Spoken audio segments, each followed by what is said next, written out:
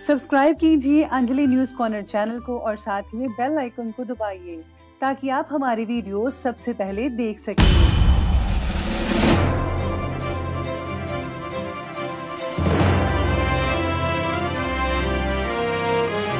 नमस्कार दोस्तों, स्वागत है आपको मेरे चैनल में। फिर से एक बार मैं हूँ आपकी वही अंजलि।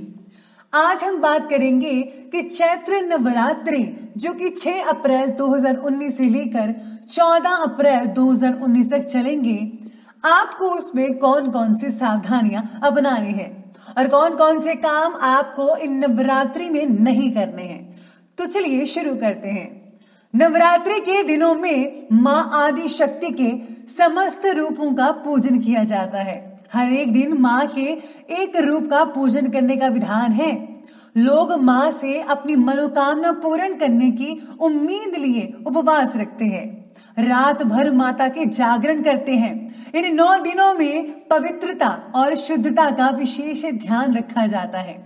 नियमों का पालन और विधि पूर्वक की गई पूजा से मनोकामना पूरी होती है।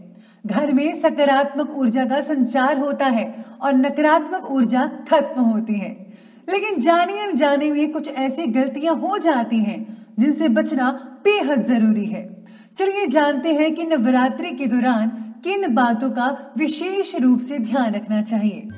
सबसे पहली बात, जहां तक संभव हो इन 9 दिनों में उपवास रखें और अगर संभव नहीं है तो एक सावधानी जरूर रखें कि आप इन 9 दिनों में लहसुन और प्याज का सेवन ना करें। माता के 9 दिनों में भूलकर भी किसी स्त्री का अपमान ना कीजिएगा और इन दिनों में भूलकर भी बालों को मत कटवाइए।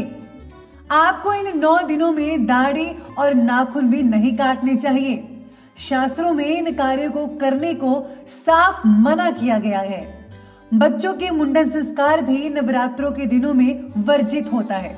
नवरात्रों के दौरान भक्तों को लहसुन, प्याज, मांस, मछली और मदिरा का सेवन बिल्कुल नहीं करना चाहिए। नवरात्रि के 9 दिनों में व्रत रखने वाले साधकों को काले कपड़े नहीं पहनने चाहिए। नवरात्रि में मां का पूजन करने वाले भक्तों को बेल्ट, चप्पल, जूते, चमड़े से बनी वस्तुओं का इस्तेमाल भी नहीं करना चाहिए। नवरात्रि के दौरान व्रत का अनुष्ठान करने वाले भक्तों को दिन में सोना नहीं चाहिए।